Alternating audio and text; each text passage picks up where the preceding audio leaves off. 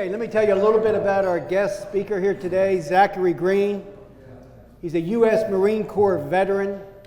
He's a former firefighter, now a best-selling author, and his books are for sale right there in the back. And of course, an entrepreneur. He grew his first company from the trunk of his car, you guys are going to love this, to over $30 million in sales. Now he leads Warrior Enterprises with the goal of helping business owners and executives rediscover timeless leadership through immersive, experience-based programs. Through his neuro-immersive leadership experience, with the acronym of NOW, he brings people to historic places like Gettysburg and Normandy, France.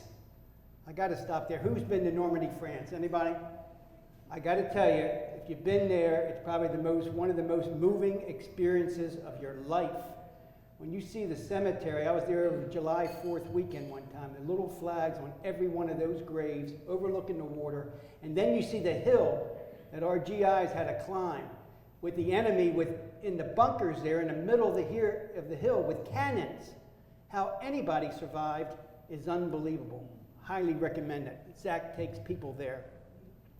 He combines virtual reality, history, and leadership application, helps executives build clarity, confidence, and connection in a rapidly changing world.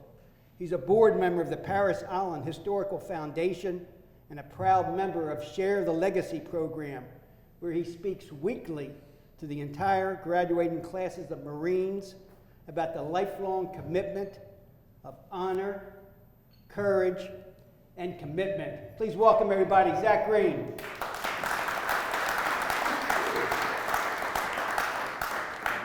Zach, thank you so much for being here, and thank you for your service as well as a Marine Corps veteran. Thank you.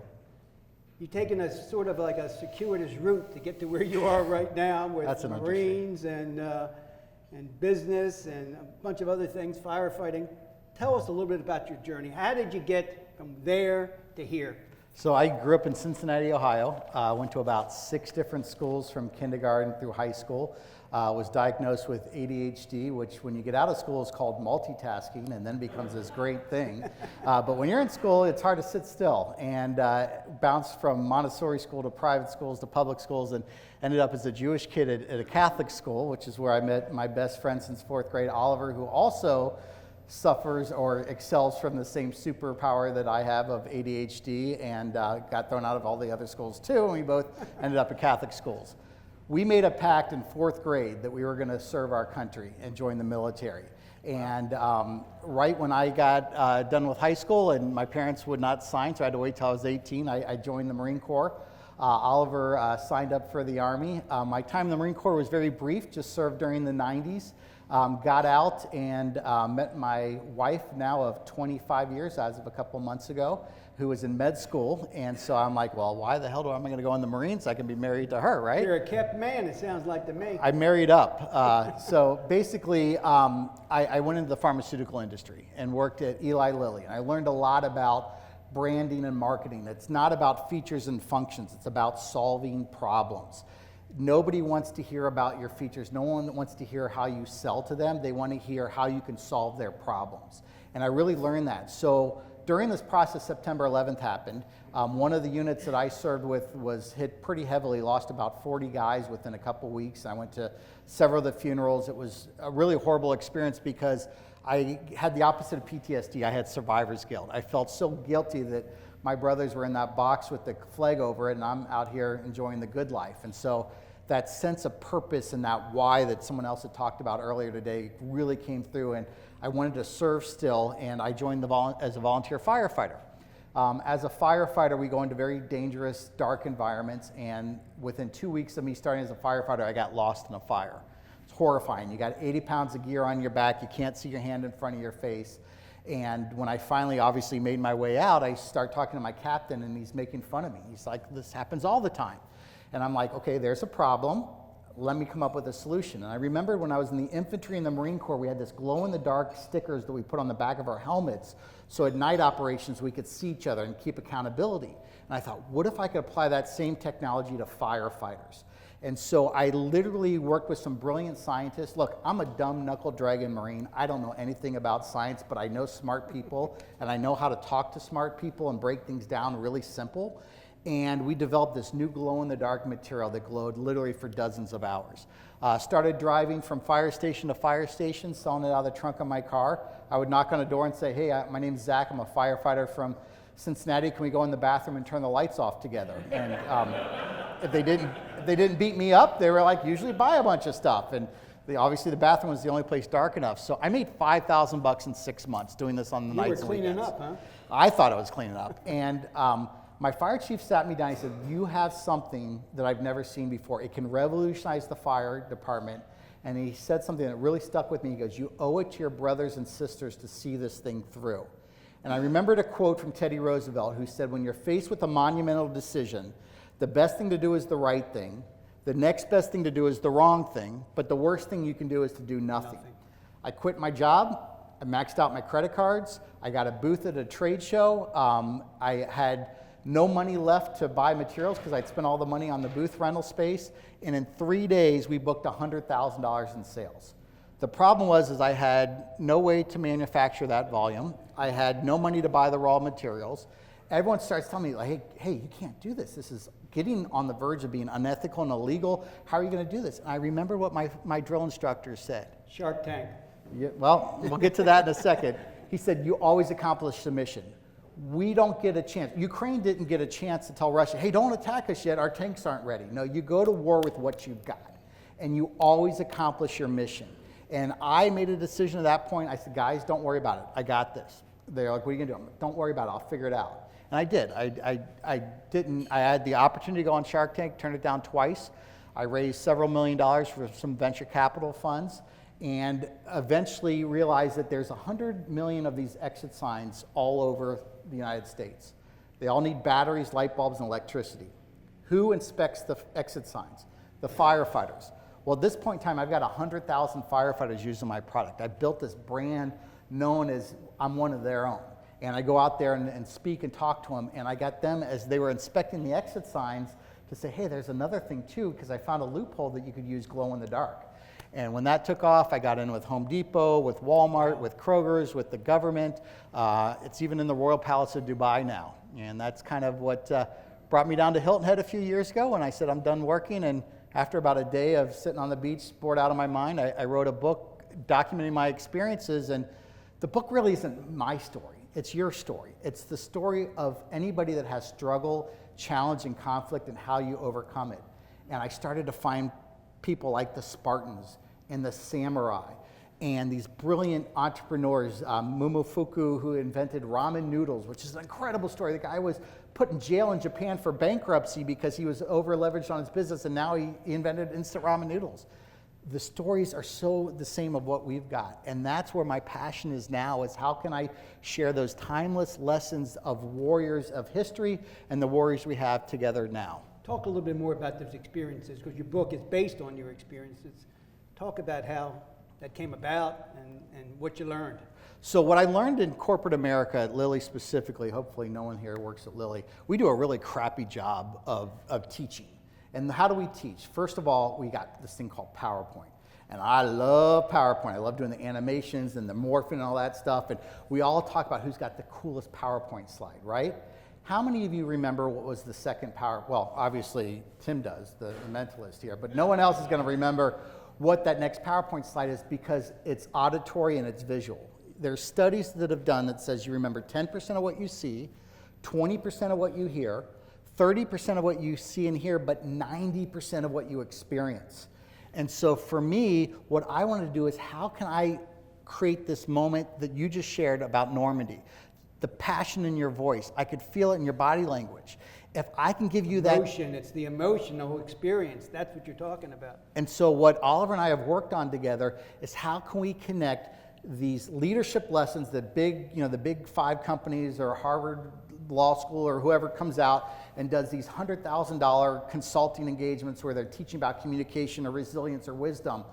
What if I could take you to Gettysburg and let you smell the smell of those trees, and you're standing right where Lee and Longstreet argued about Pickett's charge, and then we talk about communication, we talk about accountability. that is going to hit what we call neuroplasticity. You're going to remember this so much that for the rest of your life, you're going to share Normandy. Now, if you were at Normandy and I got a chance to teach you about some leadership topics that tied into your business, those become instantly married. And that's what we're doing now is we found this cheat code, if you will, on learning, and that is through experience. And it doesn't just have to be on the battlefield. We're using things like virtual reality. We're using other types of immersive things like smells and smoke and other things to transform a room like this so you feel like you're actually at Normandy or Gettysburg. Well, back to Normandy. I mean, it's unbelievable how they took that hill.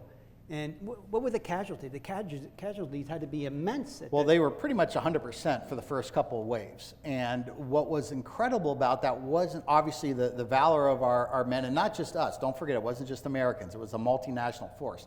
That's what the lesson is we teach there is how many of you have been part of an organization where you merge with somebody else, or you get a new group of people that come in and you've got all these different unique ways they do things. I mean, shit, the Scottish wear kilts into battle, and then you've got the French need to have their wine afternoon break, and then you got the American GIs that do this. How do you, and that's what those guys like Eisenhower and those ones were they able to figure out, how do we have that common goal, that common wide, get them to work together and each understand that their missions are. And when we're on that beach, we sit down with you and all the individual groups within your organization, and we share, okay, you're Canada, you're the UK, you're America. How can we all come and work together? Talk about how your book has really helped you influence business leaders and organizations and really be able to take them to the next level, so to speak. The story of leadership we keep thinking is new. We're always chasing the latest shiny red ball, right? So it's Jim Collins, it's Tony Robbins, it's Zig Ziglar. It's, every couple of years we've got this new book that just changes everything. And what do? We all instantly want to run out and go to the workshop or hear that person's speech. And at the end of the day, what I found in my book is it's those timeless lessons that stick. What the Spartans did at Thermopylae Pass is no different than what you're going through in your business when you come up with a strategy that gives an advantage to you being small and nimble versus a big, larger force that's out there.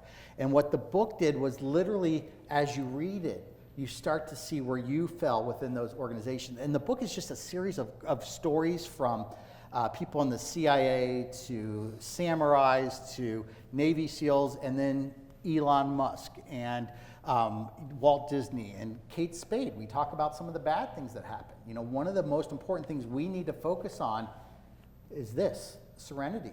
And the first thing you lose when you become an entrepreneur is sleep, right? Well, as soon as you stop sleeping, then you start getting stressed out, and then you start having all these issues that happen. And unfortunately, Kate Spade didn't take care of herself, and we know the results that happened from that. Everyone helps the veterans. They help the other people that are hurting, the single moms, the other thing, but nobody's there to help an entrepreneur. And you can't go to your VP and say, I'm really having a hard time right now. I'm worried about payroll in 2 weeks. I'm worried about my wife's going to leave me.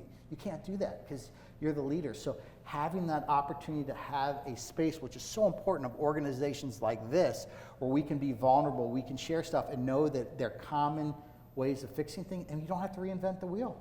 We can go back and look at history to tell us those answers. Well, you made me think about something that happened many, many years ago at the Washington CEO Club. Exactly what you're talking about. We had one guy that had an unbelievable month. It's like 20 years ago. He said he had his first $400,000 month, and he was just exuberant. And he said, John, what's going on? He goes, I had the biggest month in my history of the company. I couldn't tell my brother. He makes $10 an hour as an electrician. I couldn't tell my wife because she'd want to go out shopping. But I could come here and tell you guys, I'm thrilled. He threw his arms up in the air, and it was like, it was a safe space for him to share that moment, is what you're talking about. So the most sacred thing we have in the military is our tribe. And when you look at veteran suicide, and they've studied this over and over again, and by the way, it's not 22 a day. It's more like 50 or 60 a day. It's an epidemic problem. Tremendous problem There's today. two big things. Number one, you lose your tribe. We talk about DEI a lot. It's the big buzzword right now. We're talking about the military doesn't need any help with that. If you want to see true equity and inclusion, go to the barracks on a Friday night where you're going to see some guy that grew up in New Mexico that barely speaks English next to some surfer kid from California, next to a gangbanger from Philadelphia Projects, next to a kid that worked at the coal mines, next to a kid wearing Izod or Ralph Lauren, and it's beautiful. It all works together. We get it because we don't care about all those extra things. It's our tribe, and I can share things with them that I couldn't even share with my parents. When you lose that, that's a real problem. Then the second thing that happens is you lose your sense of purpose. And once you lose your sense of purpose, that's when things really go wrong. So for all of you out here, your job is not about making money. It's about solving problems, but it's also about pursuing your purpose. And if you can do that, and we can learn these incredible stories from Gettysburg, from Normandy, from all these other areas about how purpose and that tribe and that connection comes together, and show that you're experiencing that yourself too. Why are they losing the tribe? Why are they losing the brotherhood, especially an ex-Marine? I mean, that's one of the things you guys talk about. Once a Marine, always a Marine. Why are they losing that fellowship and going to suicide? Well, and that's one of the things Oliver and I have been working on. We spent all day yesterday on Capitol Hill. We're spending all day tomorrow, and we're talking about the government does a great job of, well, they don't do a great job. They do an okay job of getting you ready to get out. But at the end of the day, it's like the island of misfit toys. You get out of the military because you're broken, because you quit, because you got old or whatever, and then you're like a tool that you don't need, so you just throw it away. And what happens once you get out, you're on your own. There is no infrastructure. There is nothing over a person that, when you go through that gate, that holds your hand and says, let me help you out on this next journey. And that's one of the things that Oliver and I are so passionate. So if we ever get a chance to work with anybody here in this room, you'll find that our instructors, we have over 40 veterans that we hire as our instructors. They're all 1099 employees. They all have full-time jobs, other things, but they come out and they get a chance to refine their purpose on a historic battlefield.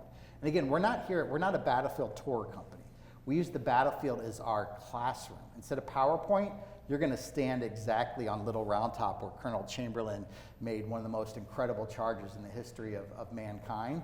And you're going to remember that. And that instructor is probably going to be someone that works in a warehouse that doesn't have a lot of purpose in what they're doing, and now they get a chance to feel like they're part of that tribe. And then what Oliver and I really try to do is every 3 months we get our whole team together and we do activities.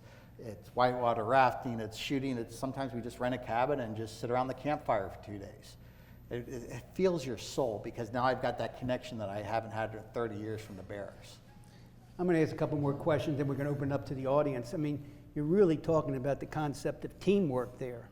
You know, if you get people here that run nice-sized companies and people that run smaller companies, they wanted to engage you. How does it work? How do you get from here to Gettysburg or to Normandy and make that stuff happen? So the exciting thing is, one of the challenges we were having, we've had some really great experiences taking them to these incredible locations. And by the way, Normandy is incredible, but there's some other places, Battle of the Bulge, Belleau Woods, other areas, World War I, the Somme, that is phenomenal in Europe. It's really hard for you to get 15 of your employees to go spend 3 days in Gettysburg and the time it goes out. What if we could bring Gettysburg to you? And that's what we're doing now, is through immersive technologies like virtual reality, augmented reality, we can actually come to a room like this and let you stand on Little Round Top and see Pickett's Charge, and then go up 5,000 feet and see the whole round. And then what we do is through AI, and we're not talking ChatGPT, we're talking really good sentiment analysis, really good large language models that we've developed ourselves. Each person that comes to one of our experiences, you start with this baseline assessment where you basically are learning about that historic area. And then we're not limited to battlefields. We do one in Savannah for the founding of the Girl Scouts. We do one in Hilton Head for Mitchellville, which was the first freemen's village for the newly liberated slaves down there. We've got some really incredible other places that we go to, but we bring that to you through this one-day workshop, through NILE, Neural Immersive Learning Experience. So the AI helps document where your baseline is. As you're using the technology, the VR, the iPad, whatever we're doing, we're tracking your experience and what you're learning. That goes back into the large language model system, analyzes and compares you against what the baseline should be. At the end of the program, you're then presented with basically a book of your experience of what you went through in the learning, and then the manager, if we brought your whole team together, they get an overview of everybody as a whole and what they can do and change. So, because you guys are close to Gettysburg, what we're going to do is on June 30th, we're going to do a one-day workshop here at the club, and then on the following day, we're going to do it at Gettysburg. And so anybody that's interested, we're offering a 50% discount on what we typically do. The goal being is if we can give you guys a little taste of what we're doing, then hopefully we get a chance for you to share this with other people. So we've got some QR codes in the back. All you got to do is scan that to get the information. We can also give it on our website. But again, this is exclusive only to Baltimore CEO members, and we're offering 50% off of what we typically do. 50% off, not bad. Questions from the audience? Anybody have some questions? If you could share some of the, from a historical perspective, some of the lessons learned that can be used, fundamentally by everyday leaders. So one of my favorite lessons is, again, from Gettysburg, and for those of you that come with us, you'll get to experience this. Lee and Longstreet controversy. So Lee had a plan to get the Union together in one area and do one fatal swoop and just wipe the Union out. For years, he'd been working on this plan. So I want each of you to think about, in your business, you've got a strategic plan. You've planned it out, but you can't strike until the moment's right. The stock market has to dip to a certain point. You have to wait until this new situation goes up. And then that finally happens, and you're like, I'm going to move forward with this plan. But every one of your VPs says it's the wrong thing to do. The timing's right, it's not right, but you're so focused. First of all, you're the CEO, so you're the boss. But second of all, you've been waiting for this moment. And that's what happened with Lee and Longstreet. He decided, I'm going to go up this hill and attack the main center of the Union line. And Longstreet was so upset that he couldn't even give the command to Pickett to tell him to charge.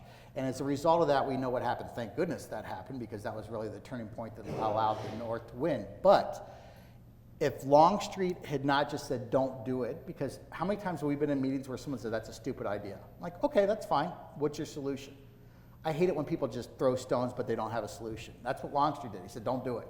If he had said, sir, if we could just take a tactical pause, let's move 20 miles down to the west, let's set up there, let's get ground of our choosing, let the Union follow us, and then attack them, who knows what could have happened. So that experience right there is something that we're standing exactly where they stood, where tens of thousands of our fellow countrymen died on the soil. We're standing talking about a situation where the CEO needs to do a better job of working with their executive team.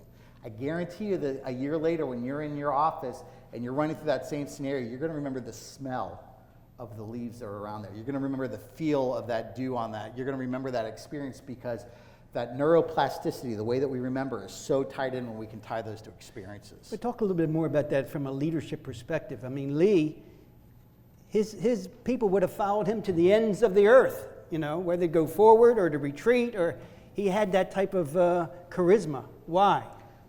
The answer was what you just asked, and it's why. The why. His purpose was so key. We think a lot, we mix up leadership and management all the time. They could not be more different. Leadership is inspiring people to do the right thing because they want to do. Management is keeping track of people. Leadership is doing the right things. Management is doing things right. And when you learn the difference between being a manager and being a leader, you really understand. He was such a leader. He could have told them all to just jump in the creek and drown, and I bet 90% of them would have done that, because they believe so much in his why, his purpose, and his inspiration that he gave for that. And again, I hate using a Confederate as an example of a good leader, but I think there was a lot of things that Lee did that was wrong, where he used that influence to bully people around him also. Where General Meade on the north side, what he did is he got his whole group together and he said, okay, let's have a war council, let's all talk it out, and he changed his mind because he was a collaborative leader that got the impact from his colonels and lower ranking generals, and he changed. I remember writing about that in a book that I co-authored on resilient leadership, and it was just, when you do the research and you find out a guy had that much charisma that people will really literally follow you to the end of the earth. And I guess we all strive for that in our business. We want that feeling of camaraderie with your people. You want people to be able to produce, but at the same time, you want that teamwork that you're talking about, especially when you take people to those sites. And if we can find a way to give you that connection, to give you that experience, that's what's transformational. And you cannot do that with PowerPoint or just sitting there reading a book. It has to be something where you're engaging all of your senses, your emotions, and everything else. Because again, the term neuroplasticity, if any of you have been in a car accident before, 20 years ago, whatever, you remember the smell of the airbag. You remember exactly what happened because there was this traumatic event. For those of you who remember what grandma's kitchen smelled like, the apple pie, the cookies or whatever, that connection between your olfactory gland, the smell, and your memory is unbelievable. What I want to do is give you that opportunity to create that searing neuroplasticity of that event when tying it to leadership by giving you that experience through virtual reality, through augmented reality, or in the actual location. And that's how you learn. Not only do you learn faster that way, it also reduces skill fade. So that's our mission, is to get people out of the office and into experiences and not just sit there and look at who's got the better PowerPoint slide. Any questions? Rob, then Frank. Thank you for being here. Earlier in the conversation, you talked about ADHD, right? And that runs rampant in the entrepreneurial community. So I'm curious, through your book or through your own life lessons, what you've done to harness the power of ADHD in your daily life. Rephrase that for the tape if you could, Zach. So the question was ADHD, the lessons I had from my book, and how we would reframe that today. I hate the word disability, because if you break the word disability apart, if you take the first part off, it's ability, right? ADHD is not a disability, it's an ability. And I would argue it's a superpower, because a superpower is something that the average person doesn't have. I cannot I'm having a hard time thinking right now because I don't have the radio on in the background, I'm not texting, I'm not looking at stuff, because I do better when I'm doing that multi-sensory. Now, when I'm in school, I'm sitting in a chair. That's like the worst thing, because that's where I'm kicking the chair, throwing spit wads at people like that. So when you look at it as a superpower and not as... Now, what have we been talking about this whole time? Experiential learning.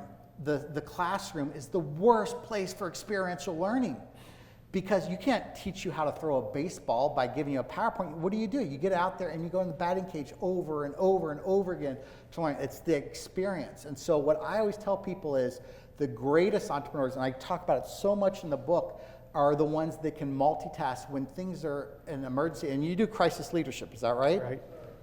For me, when I'm on a fire truck and there's flames going here and the sound, and I'm doing 70 miles per hour, I am in a Zen state. My heart rate's 60. When I'm sitting on the house with nothing to do, I'm freaking out, man. I can't sit still. So for those of you that are blessed with that superpower, use it to your advantage. Now, it's hard for your kids because they're stuck in that chair doing that scene and remembering, which is only 10 or 20%. But again, every successful entrepreneur that I know can do multiple things at once. They can work a room like you wouldn't believe. That's the H part, that excitement. And we can also work an unbelievable amount of hours, too. I don't know any entrepreneurs that go in at 9 and leave at 5.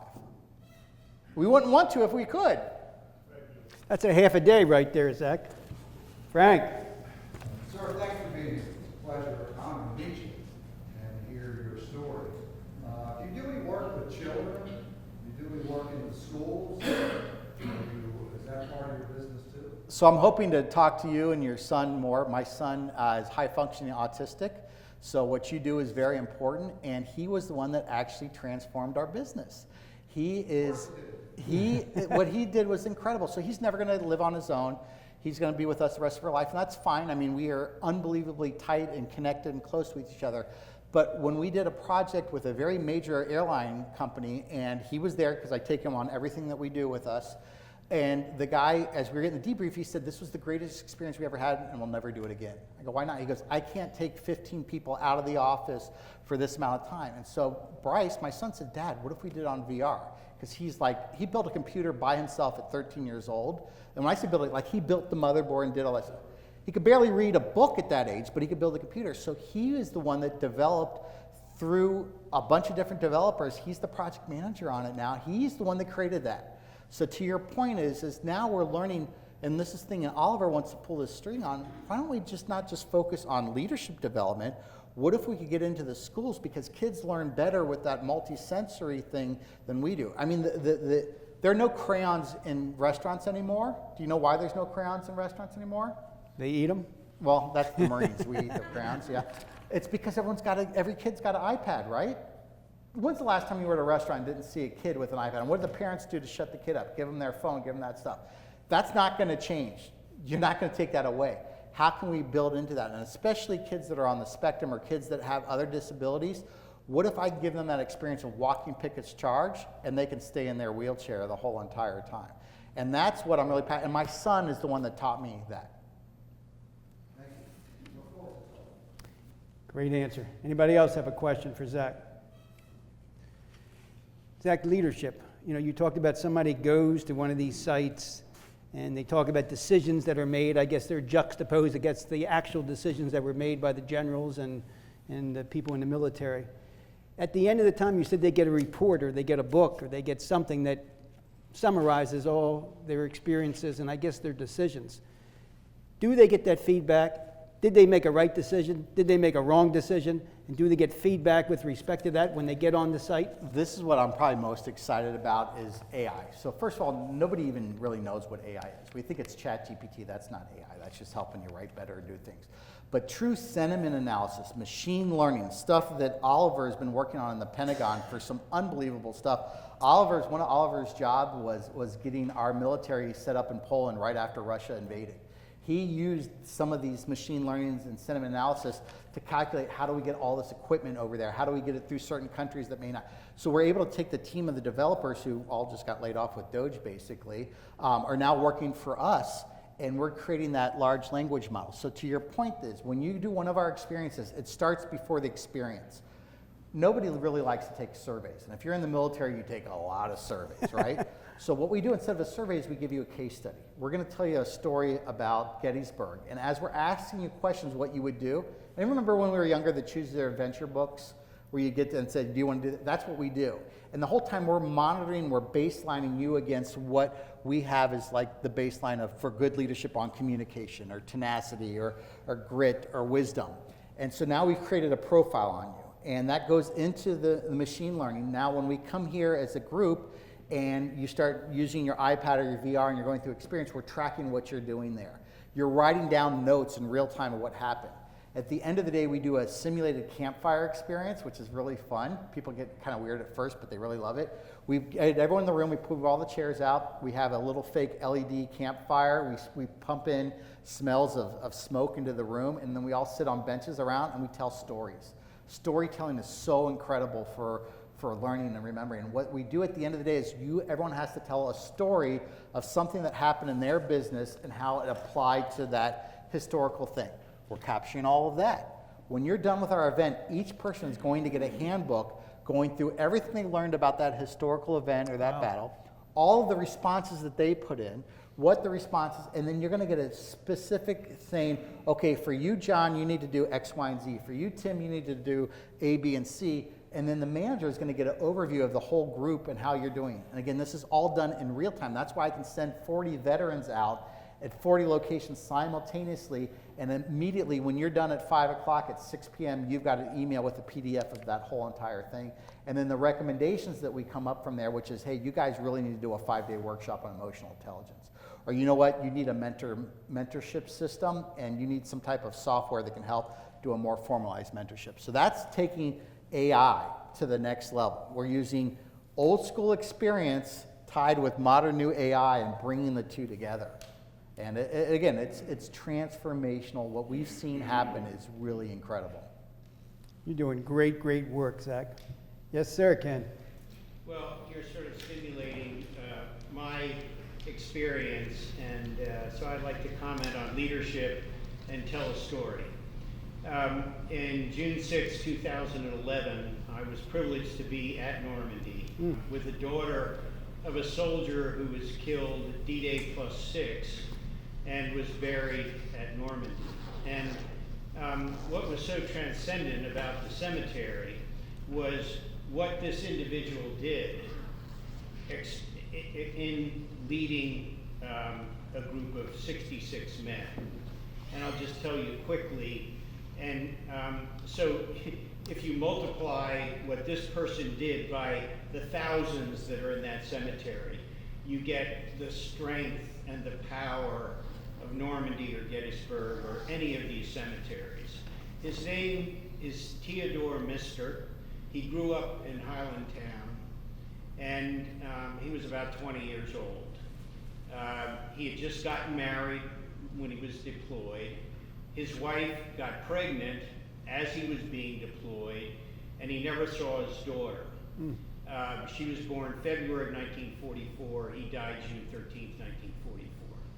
So they landed on D-Day in the Big Red One. They moved in the interior maybe 8 or 10 miles, and they were crossing a cow pasture near a mill called the Moulin des Rondelles. There were 66 men in his battalion. He was the lowest person in that battalion. He was a private, and there's an opposing hillside with a German nest of machine guns and mortars, maybe a half a dozen of them. These 66 men start crossing the field, and machine gun fire and mortar fire rains down on them. Theodore Mistner jumped up and said, "Come on, men, follow me. If you don't, you'll all be killed." And he attacked the machine gun nest. And he was immediately, basically cut in half by machine gun fire. But that leadership, that bravery, gave these 66 men just enough time to get off the field. Was it 30 seconds? Was it 60 seconds? Just enough time. And he received the Distinguished Service Cross posthumously. They now have a park there because the French are very grateful to the Allies for the invasion and for liberating their towns. Thank you for sharing that. But I want to ask you a quick question. Do you know what you had for dinner on Thursday night? Okay. So just a couple days ago, you don't remember what you had for dinner. How many years ago was that event that happened that you just shared with us? That I went 23. 23 years ago, he remembers details like unbelievable. 14 years ago. He doesn't remember what he had for dinner on Thursday night, but you remember from 14 years ago that level of detail. That right there is what experiential learning is all about. Not only did you learn that, but you haven't forgotten any of it. And I would argue you probably remember what the weather was like that day. You remember the smell of the salt air. You remember how bright the green grass was against those white tombstones. That's what I want to create, is that aha moment. And if we can honor his legacy by sharing those to inspire our future leaders here that are never going to join the military and certainly not invade Normandy, that's my purpose. That's my why. Thank you, Ken. Appreciate you sharing that. And I tell you, that's what you'll experience if you go to Normandy. It's just unbelievable. They actually show you films of the actual invasion that's in World War II. Just unbelievable. Any other questions for Zach? My final question for you, Zach. What's the one thing that you would have done differently, looking back, either as a Marine or as a firefighter or where you are today? What's the one thing you would have done differently? I hate this question because you're using hindsight to tell you and it's hard because at the time I feel I made the right decision in everything, and we all did in life, right? It's only when you look back at it that you realize the problem. But the biggest mistake I made was that I held on to the power of my company for too long and almost killed my company. I'm going to say something that a lot of you are going to get really upset at me for saying. I'm going to say it anyway, all right? Founders make really shitty CEOs. And the reason why is the skill set to start a company is drastically different than the skill set to run a company. To be that superpower that we talked about is really great as a founder. It's not really good if you've got 20 different divisions and you're trying to manage the money and other stuff. So if I could have found an Oliver, which he was off serving our country, if he had been with me 15 years ago, who knows where we would be. You'd probably be talking to me in my own country club that I owned. But the one thing I would have done differently is not held on to control for so long. I should have relinquished the control, focused on being a visionary founder, and let someone else come in to do that, because it got to the point where I literally was in almost a lawsuit with my board of directors, fighting with my investors, till they finally grabbed that company away from me, kicking and screaming, and 6 months later, we ended up doing the biggest deal we've done in the history of the company, and I could have never have done it if I was still the president. Yeah, moving from the founding of an organization to professional management. That's what you're talking about. And a lot of entrepreneurs cannot let go in that situation. I tell you, if you're interested in Zach's book, in the back, Laura Newman, who's a former county executive of Anne Arundel County, we didn't say that before, she's back there with the book. And who's interested? Who's interested to go into Gettysburg or to Normandy? Or so you got a few people here. Excellent. Zach Green, everybody. What a story.